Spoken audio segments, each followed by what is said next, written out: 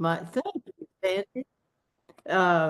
My name is Rena. I am an alcoholic. My home group is the Eye Opener Group in Punta Gorda, Florida, which is on the Gulf side of Florida, a little bit south of Sarasota and a little bit north of Naples. And it's as I say, it's a very, very small town. We love it. Absolutely love it. Um, and my sobriety date is October 16th, 1975. And for that, I am unbelievably grateful and surprised that, here I am. Well, I've got to start out by telling you that already I have made a mistake. I thought I was asked to speak on the 11th step. So that is what I'm prepared to do. Um, so I guess if I had to choose from the big book, what portion of the 11th step I want to discuss and have you all tell me all about, is the 11th step. As you all know, it's a sought through prayer and meditation to improve our conscious contact with God as we understand Him, as we understood Him, praying only for knowledge of His will for us and the power to carry that out. And this is, some people call this a maintenance step. I call it a growth step because it says improve. That indicates some kind of movement, some kind of going from one spot to another spot.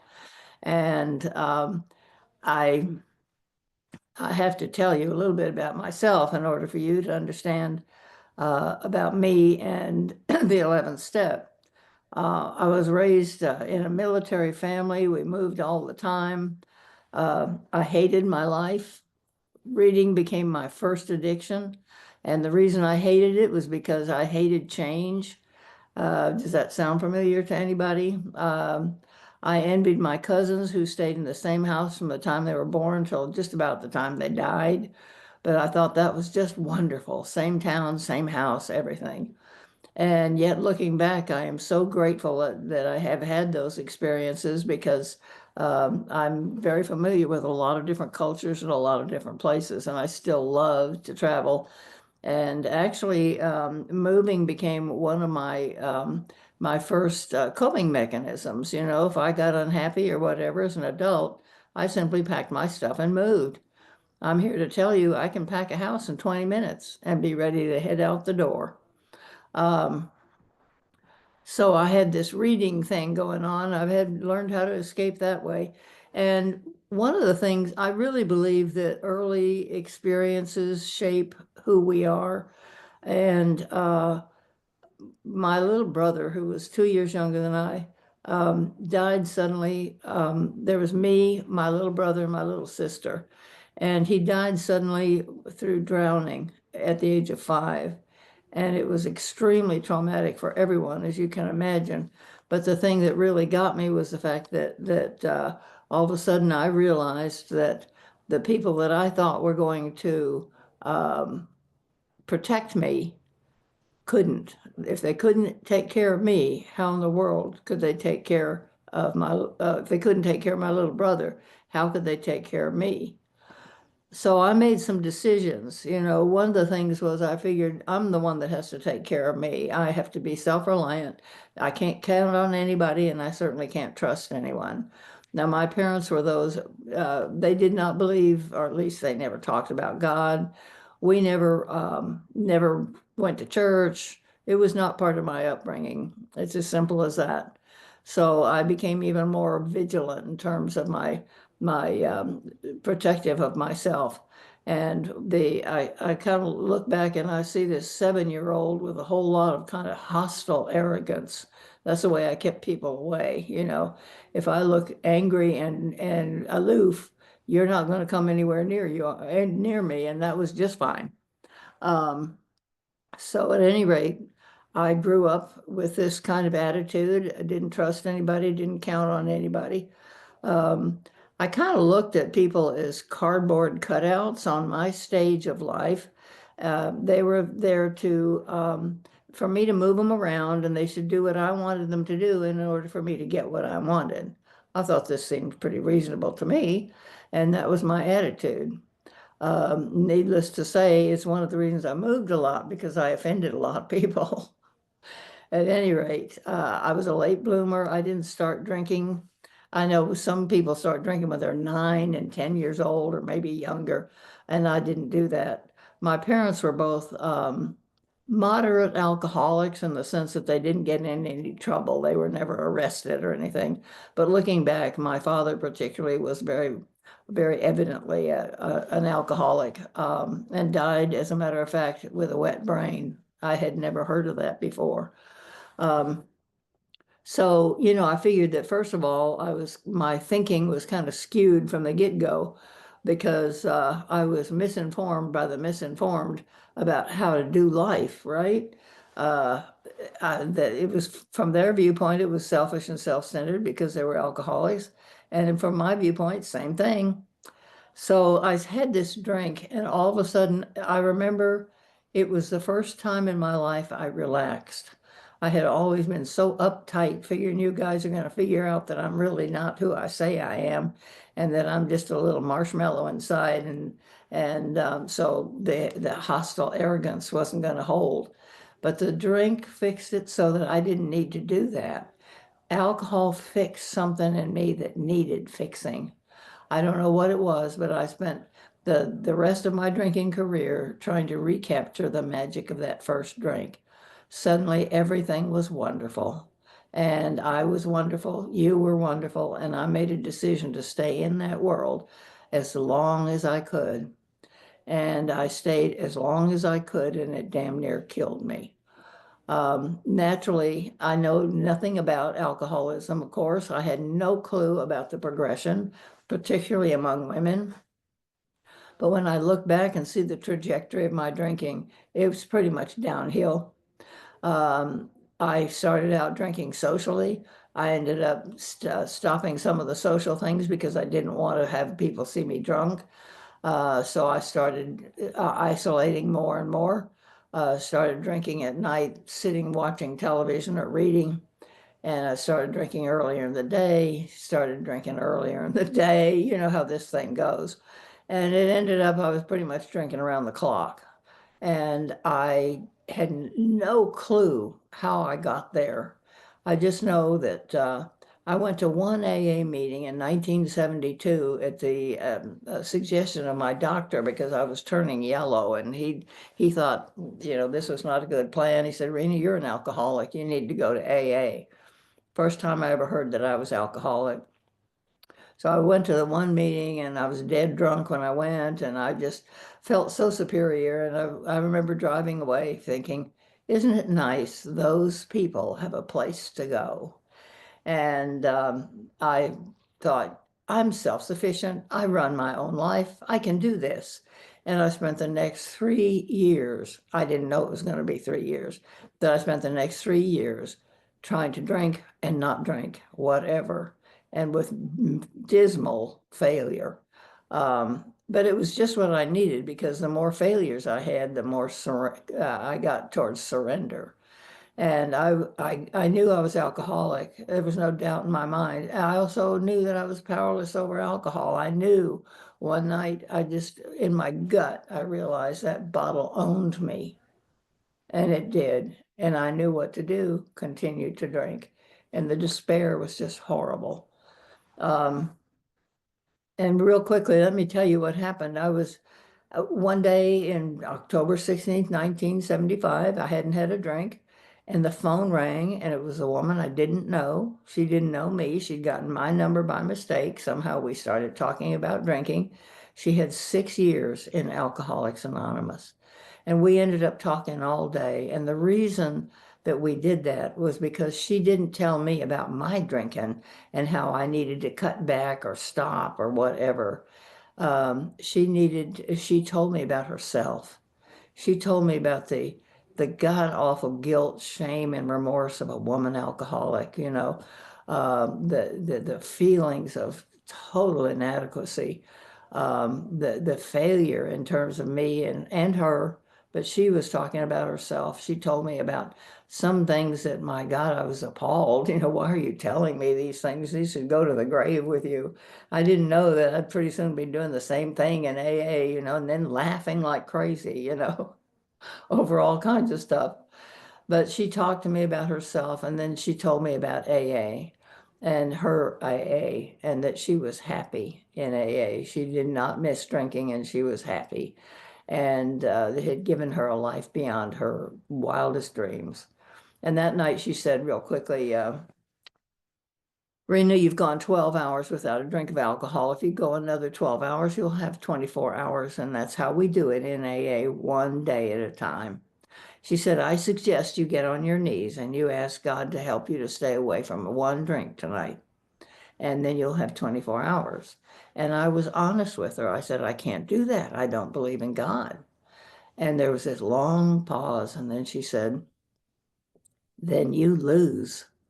And I was so afraid that I was going to lose the only connection to humanity I think I'd ever had, the only person that was three-dimensional to me, that out of my mouth popped the most profound thing I'll probably ever say. And I said, maybe I'm a little bit spiritual. And that was the beginning. I did as she said, let me tell you what willingness looks like. It's me getting on my knees, doing something that a woman I didn't know told me to do, asking for help from something I didn't believe in, and believing firmly that it wouldn't work. That's willingness. And that's the 11th step.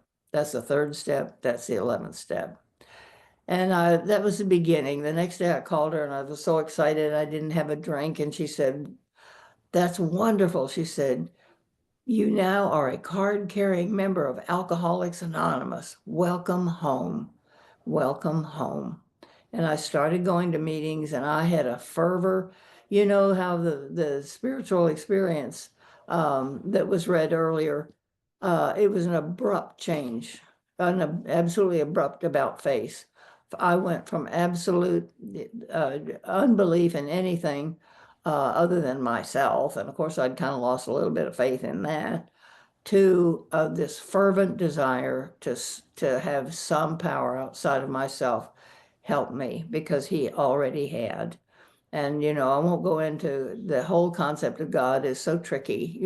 We have all different ideas and the rest of it, and that's great. The beauty of AA is it doesn't matter what you believe. It's right for you. It's right. And nobody can argue with you. So I started doing these things, going to meetings, and got a sponsor. And the first thing sponsor said after a few minutes, we got together for coffee to talk about what sponsorship was.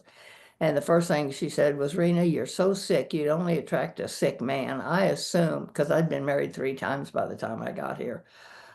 She said, why don't you make yourself into a well person and maybe you'll attract a healthy man? Because I was kind of thinking about looking for number 4. And seemed like a good idea at the time. So, I knew she was right. And so I agreed. And that was the best gift I ever gave myself. For 2 years, I did nothing but go to meetings and pay attention to what was going on with me, working the steps, doing the whole thing, and particularly doing what I didn't want to do. Most everything in AA, I didn't want to do. I didn't want to wash ashtrays, Ew. I didn't want to go to the women's meeting. You got to be kidding. I don't like women. They're either stupid or competition. And I was saying this all the time. My feet were taking me into the women's meeting every Wednesday, every Wednesday, every Wednesday, every Wednesday. I used to dread it on Tuesday night. Start thinking, oh Lord, tomorrow's Wednesday. I got to go to the women's meeting. But my sponsor also had me do things like, she said, see that woman over there? She's sitting all by herself. You go over there and you talk to her, and you talk to her about her. Ask her about her. Do not go on and on about you. And so I would do as she suggested. I'd go over, and I didn't really care, that this woman's husband was having surgery. I didn't care that some guy was graduating from college, her husband, boyfriend, whatever. I didn't care, but I did it. I did it over and over and over again. I'm a great believer in repetition. And the reason I did it was that I'd had this glimpse of this higher power working in my life. And it was so amazing. God did for me in one day what it had taken me 3 years to fail at. That was the biggest convincer of all to me. I was staying sober and I wasn't miserable while I was doing it. And pretty soon I started to care for these women and their husbands and their surgeries and their thises and their that's. I really did. And I started doing things like asking one or two of them out for dinner before the meeting or going for ice cream after the meeting, whatever. And the women's meeting was the greatest spiritual kindergarten I've ever been to because I learned how to have relationships on a real basic means, but I was doing it. And I found that I could act my way into good thinking. And one of the things my sponsor did was to say, Rena, the steps are numbered for a reason, but let me tell you about 10 and 11. And so, because I wanted so badly to not pile on more stuff I'd have to apologize for, that's the way I termed it in those days, that it was an apology kind of thing. I didn't know what amends really were.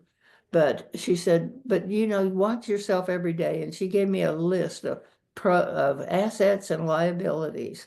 And I was on here's this for dating me, it was mimeographed sheets of paper.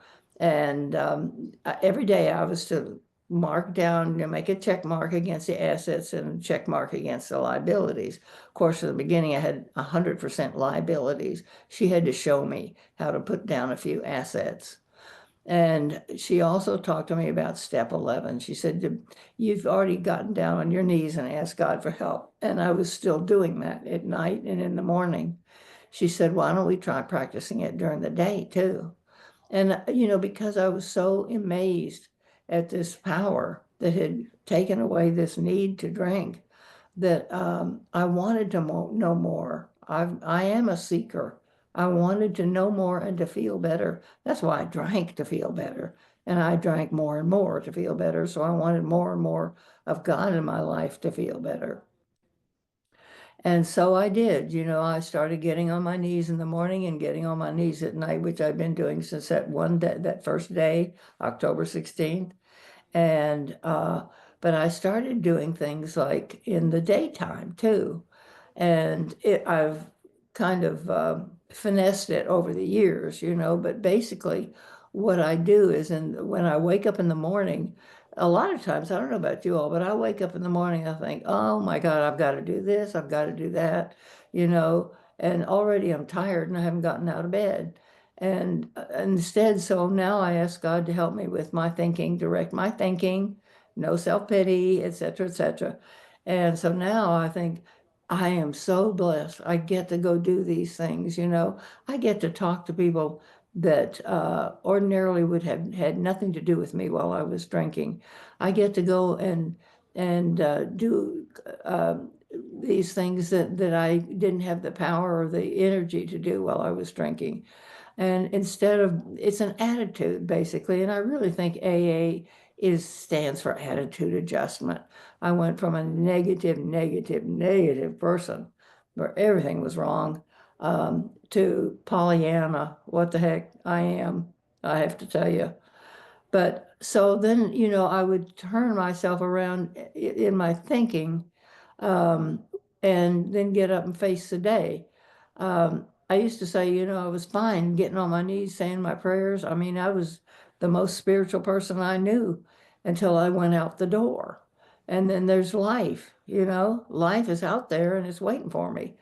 And especially around 3 o'clock in the afternoon when I'm late and there's traffic, and these are back in the days long before cell phones, so I couldn't notify somebody I was going to be late, and I'd be getting more and more irritated and agitated.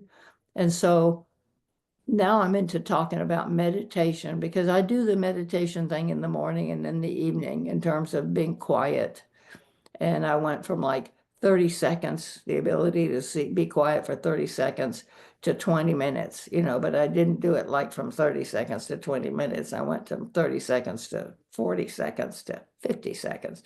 You know, I really think it's so progressive, sobriety, just like alcoholism is progressive downhill, sobriety is progressive uphill. So I do that, but I also in the daytime, like if I've got to go to see somebody that I don't want to see particularly, or even if I do want to see them, before I get out of the car, I ask God to direct my thinking. And I tell him that I'm so grateful for the life that he's given me, and that whatever I can do to be useful, I want to do it. And I mean that. The whole concept of being useful is such a treat for me. I was such a user of people my whole life, and all of a sudden I can turn that around and be useful. Wow, what a concept. And so I tell God that I so appreciate all that he's given me. And I want to show him how appreciative I am, how grateful I am. And the only way I know how to do that is through loving actions. And I think that, the love and tolerance of others is our code is, and by the way, I've taken to changing it. It's love and compassion. Tolerance to me is something that I tolerate. And I like the word compassion because that means if in my life I had what you had and the feelings that you have, I would feel that way too. And I really think that me getting into somebody else's shoes as best I can is compassion. Love and compassion is my code. And and so I can do this. Sometimes sponsorship is where the 11th step turns out to be the most important to me because it certainly shows me who's in charge and it's not me. And I do know that the seeking to understand God's will for me is very important when it has to do with sponsorship because I've had to learn the hard way. When I first started sponsoring, it was all about control and it was all about them doing what I told them to do because after all, and I later found out to my chagrin that that's a dependency on the opinions of other people, for my feeling of self-worth. That if somebody doesn't do what I tell them to do, I tried harder, because what would people think? The first time a girl fired me, I was about 7 years sober, and she fired me because we were too close. She couldn't talk to me. And I went and called my sponsor, and I have no idea where I am in time, but I went and called my sponsor, and I expected commiseration. And instead, she said, "Good for her. She's looking out for her sobriety." Not what I expected, Tommy. But at any rate, I learned that my first thought after she fired me was, what will the other women I sponsor think? How will they feel about me? Because this woman's saying I'm worthless. She wasn't saying I was worthless. My interpretation, you know. Um, I just think that my self-esteem was so low when I got here that it took a long time for me to even see it. And this is one good example of it, that I don't need somebody else's approval to be a worthwhile person, not anymore. Apparently I did at one time. And but seeking to do God's will means that this applies to her too. And it's a great way to learn. Just like the women's meeting was a great kindergarten, sponsorship is high school anyway, maybe college, but certainly getting up there because it means that I have to pay attention to what it says in step 12 about sponsorship too. The only thing I have to offer is my experience and the experience of the first 100 in the big book, the 12 and 12, our literature. I can do that.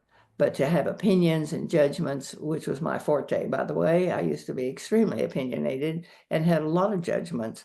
I used to call my mind the judgment machine, and I was kind of proud of it because I thought I was pretty good at judging things.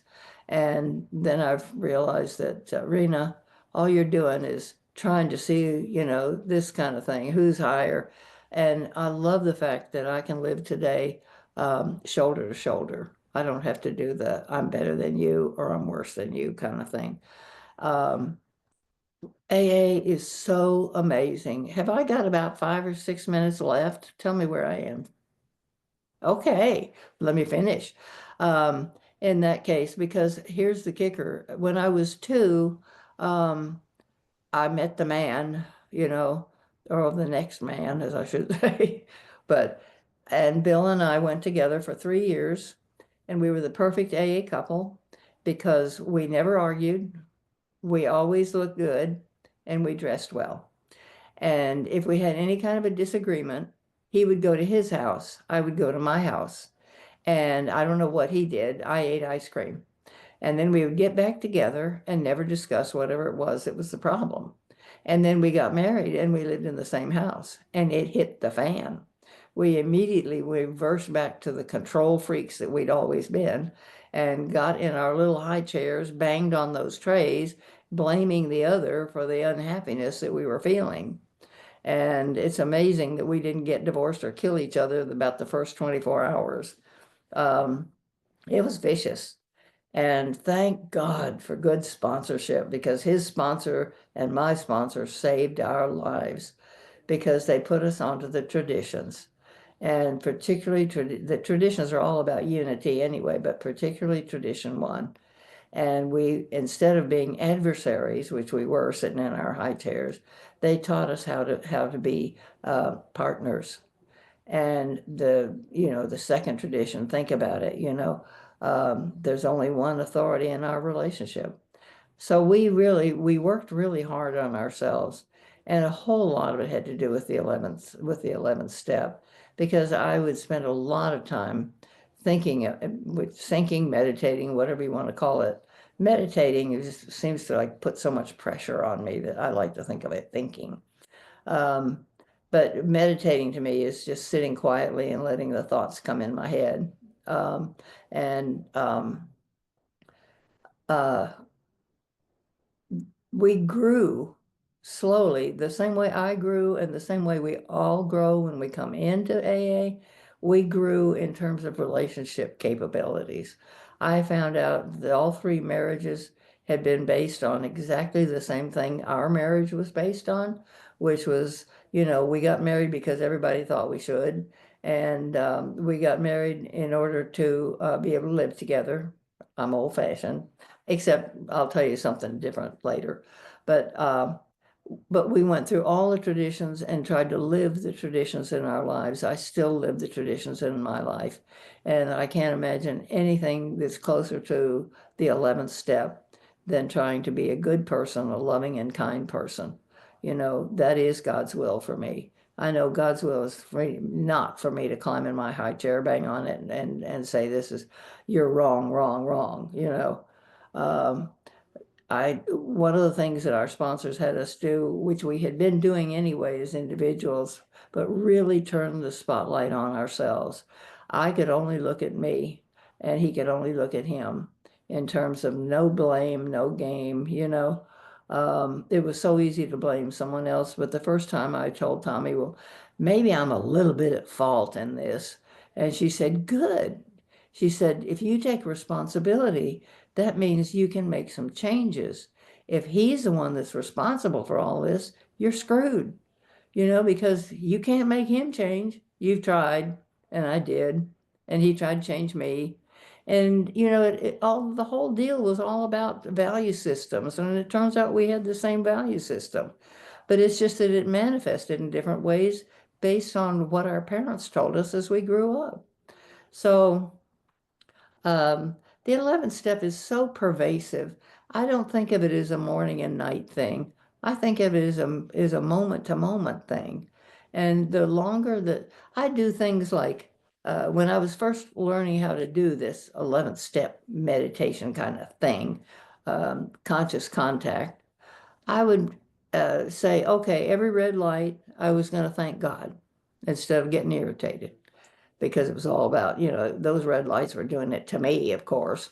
And so every red light, I would say, thank you, God.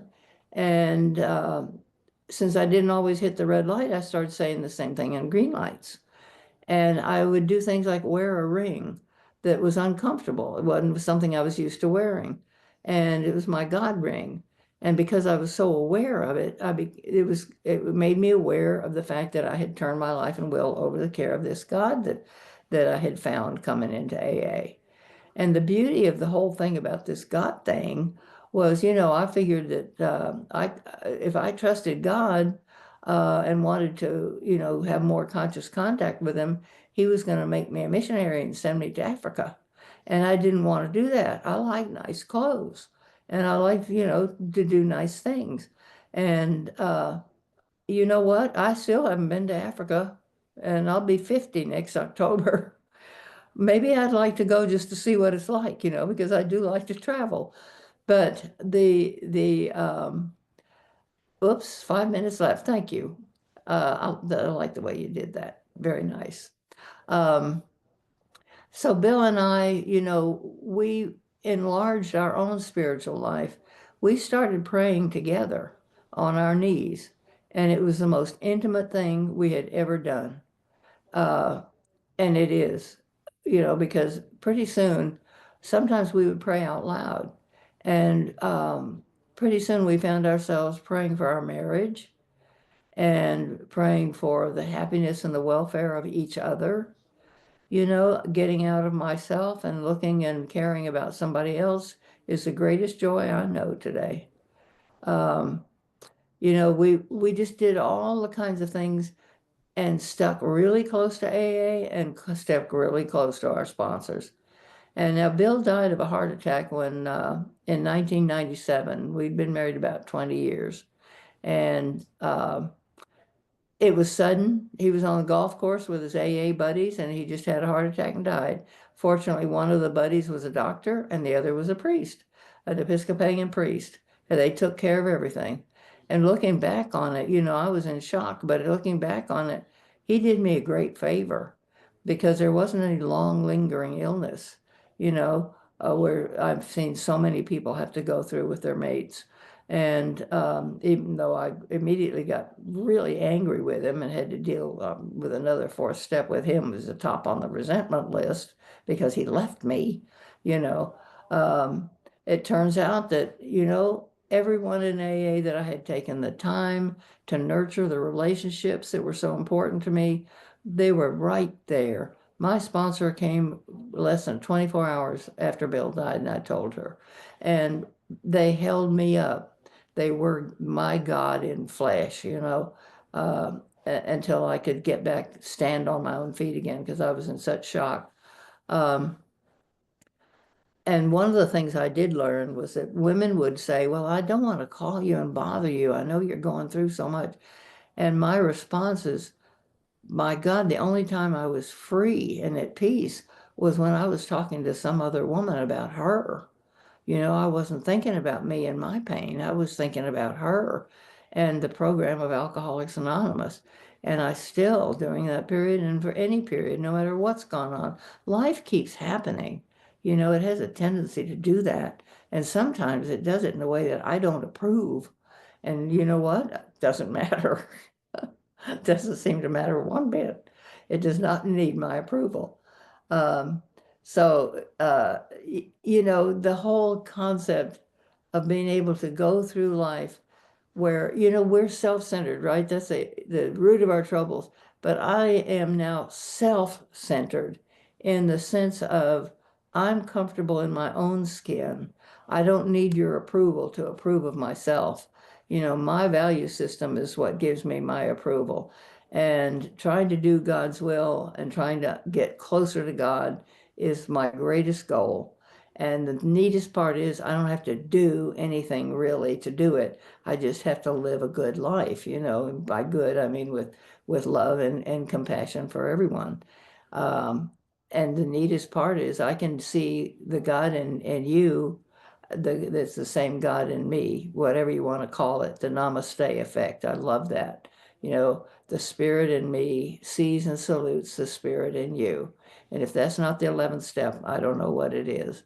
But I'm so grateful to have been asked to do this tonight. I'm sorry, I'd love to come back and pick something out of that step to talk about because there's so much. But for tonight, it's just a matter of talking about the 11th step. And thank you so much for being here and listening.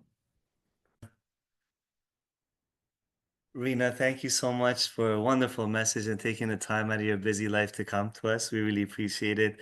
I've always heard of the great for a long time, the Rena K, but there's a description like adjectives that everyone used to say before, the amazing Rena K, the amazing. So today I got to hear you, and I just want to let everybody know this. I got to experience the amazing Rena K early August at the Florida State Convention. We got to spend a little bit of time together. So I got to experience the love, Yeah. kindness, compassion, which you are just that way. So I don't know if you realize, but I think you need to hear, we all need to hear that it affected me tremendously, just that interactions with you. So thank you for that kindness, love, and compassion. I appreciate it. And a wonderful message. All right. Now, Q&A is what we encourage at this meeting. If you have a desire to share, please do so, but please keep it short. And 1 second here. Allison, come on up, please. Hi, thanks, Ollie. Hi, I'm Allison Adams, and I am an alcoholic. And Rena, I wanted to say thank you for sharing your experience. I really enjoyed your message tonight, and I particularly identified with the direction you got early on. By going to women's meetings, I too was directed to do that because I felt the same way about women that you talked about. I was told I had to meet 5 new women every night and send a list to my sponsor every week, and I couldn't stand it. But I came to really love those women and the support they gave me. So I wanted to know, can you tell me a little bit more, or us a little bit more, about the benefits of attending that meeting and how it served your sobriety? Well, if it hadn't been for my sponsor, it would have been a total bust, because I would have just gone, sat in the back and sulked. But because of her direction, she took the self-centeredness and turned it around to the self forgettingness, if that's a word, because by repetition and by every week going to the meeting, and I think repetition is what. I mean, I got sick through repetition, doing the same thing over and over again, and I'm getting well the same way. The women's meeting, because it was just a kind of a neutral palette. I could learn what I wanted to learn, and I ended up learning that women are human, that I'm also part of that group, and that it's not all bad. I tell you what, I have more women friends today than I can even count, and I love every one of them. I just got back from Las Vegas from State Line and spent time with people, women that from all over. I just love every minute of it. You talk about a spiritual awakening. It's the fact that I made myself, or because of my sponsor, get involved outside of myself. That's a big message for me, is turning the self-centered woman around to somebody that really cares about others. I couldn't have gotten it in any other kind of meeting. If I'd been in a mixed meeting trying to do that, you know what would have happened. Thank you, Allison, for the question, and thank you, Rena. Victor, come on up, brother. God bless this room and everyone here. Rena, they say we shall be known by the company we keep, and thank you very, very much. And I just want to give a gentleman's point of view, because I should have let all the ladies speak first. That's why I've been brought up. However, I've seen you on thanks to Zoom. I love you, and we all need one another. And the our mutual history is such that there's no failure in AA. I honestly do not believe that there's a singular grain of failure. Just the fact that we keep showing up and offering our whole selves to the program. So I will defer to wise women, and God bless you and keep you. Thank you for this Thank you. opportunity. Thank you, Victor. Uh, I'm sorry, is it Jill? Come on up, please. Hi, Jill, grateful alcoholic. Wow, that was powerful. Thank you, Darcy, for inviting me. I want to know the tool you use, um, the best tool you use to stay out of judgment, man, because there's days where, whew, my home group, I walk in, I say the set aside prayer, but there are days, man, I just cannot get out of my head and judge. And what's the tool, like the best tool that you pick up when you get like that? Point the finger right back at me. What am Mm. I doing that I judge poorly, you know? Uh, and there's no way that I could possibly judge someone else when I look at my history and the rest of it um, but I really think that the best tool I have is stop thinking about whoever I'm judging and think about myself and hey, am I measuring up? How am I measuring up to what God's standards are? You know, and one of God's standards is He loves us all. Who am I not to?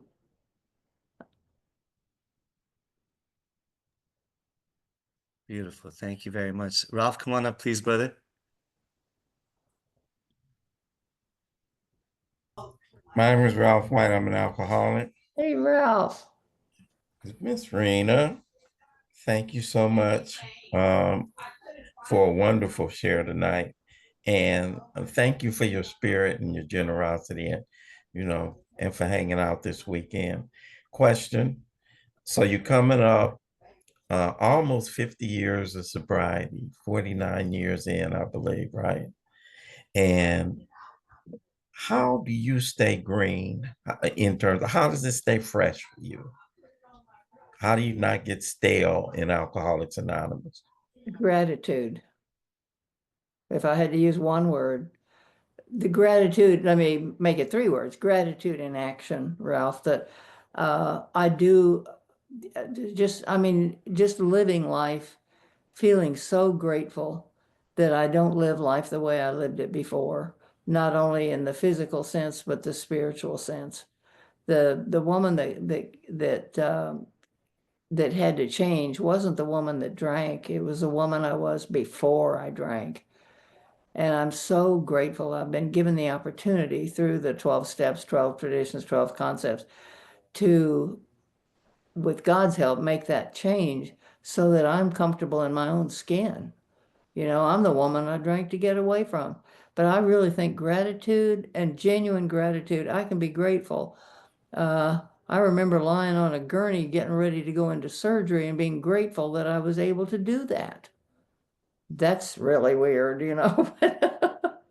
But that's my go-to. I mean, I just live gratitude because it was so bad. It was so bad. Thank you, Ralph. Tally, come on up, my friend. Nice to see you. Long time. Hey, Tally. Hi, sweetie. Hi, everyone. Hi, Ali. Thank you, everybody, for doing service. My name is Kali, and I am an alcoholic. Rena, that was so beautiful. There's another friend over here, my dear Rena from Utah, who told me, "Hey, your sponsor is speaking. Uh, jump online." And she said, I only recognized her because I sent her pictures from this past weekend. So Oh, nice. she recognized you and told me, and I'm so grateful. So oh my God, you said so many powerful things, so many important things. But I would love for you to, if you could, share with us a little bit more. And I have you on speed dial, so I could do more of that. But I would love to know, what is your morning routine when I know you talked about I'm quiet and I let the thoughts come. But what does your morning routine really looks like? What do you do first thing? Well, the first thing I do is before I ever get out of bed, and the head starts rolling. And don't have to, but one of the things I do is a gratitude list first thing. And, it says we think about our day and ask God to direct our thinking. And in the past, my thinking was 100% negative. As I said, I was tired before I ever got out of bed. So I think that for me, that's a great way to start it. I get on my knees when I do get out of bed and ask God to help me stay away from a drink of alcohol today. And same thing, I said that very first night. And then I have some books that I read, some of them approved, some of them not approved, but I love them. And just, set myself up for a God-filled day. Thank you, Tally. Helena, come on up, please. Hi, Helena, alcoholic guys. Rena, thank you so much for everything today. I wasn't gonna come on this call, but my sponsor texted me it, and I'm like, really? It's my third meeting of the day, but fine. But you were mentioning something about just holding resentment against somebody, and prior to me getting sober, which, I'm pretty green to this, but my fiance and I, we split, and it was due to circumstances out of my control, but he was talking about splitting, and when things were good with us, they were great. When they were bad, they were horrible, and we basically were drinking each other to death. But at the same time, we remember those honeymoon moments, and I hold resentment towards him, but then I flip it and I hold resentment towards myself. And I was actually thinking about this before I came on this call. How do you deal with both of those things? Because it's a strange feeling of I don't know who to be mad at. Maybe nobody. Sorry? Maybe nobody. Because I think, I don't know if this was while you were, yeah, you did mention you all were drinking. That's a whole different story. You know, uh, to me, sobriety is such a different can of worms. But drinking, I look back, as I say, I had 3 marriages that failed. And one of them, he walked out on me for another woman, if you can imagine. And it took me a long time to get rid of that resentment. And what changed everything was when I started looking to see what kind of wife I was. And guess what? I would have left me too if I could, So the answer to me always is if I have to look inside, I have to look at me. And that doesn't mean that people don't do ugly things, they do. But if I'm the one that was involved in it and set it up in the first place, I need to look at myself. And I can't resent myself because I was sick. And so was the 3 men that I married were pretty sick too, because I would only attract a sick man, right? Um, so that's my answer to any kind of resentment, that I could take a look at this guy and see that he was pretty sick too, and we could say the sick man's prayer for him, and and God bless him and let him go, let him go. My life today is so wonderful, and if it hadn't been for that and everything that happened to me, I do not regret my past. I do not, because I wouldn't be sitting where I'm sitting right here today if it hadn't been for everything that happened. I don't know if that helps. Stick close to your sponsor, that's for sure.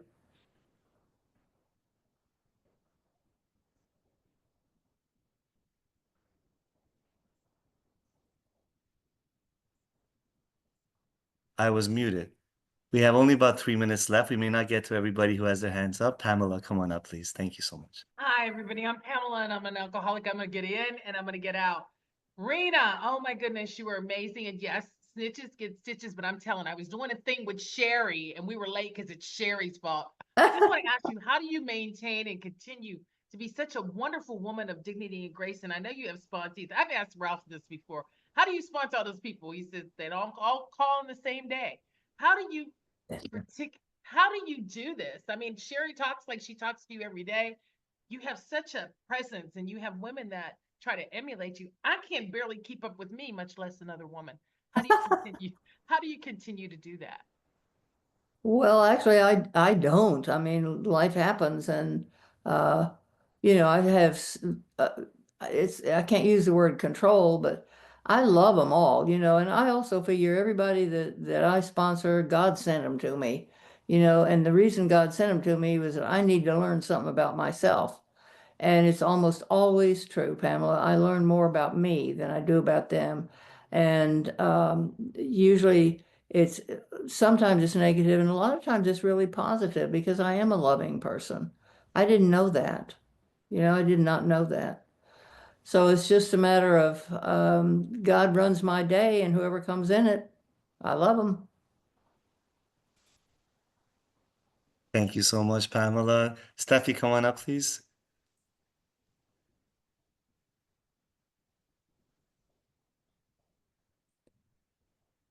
Oh, thank you. I'm an alcoholic. My name is Steffi. I know we're running really, really late, but thank you. I want to thank you from the bottom of my heart.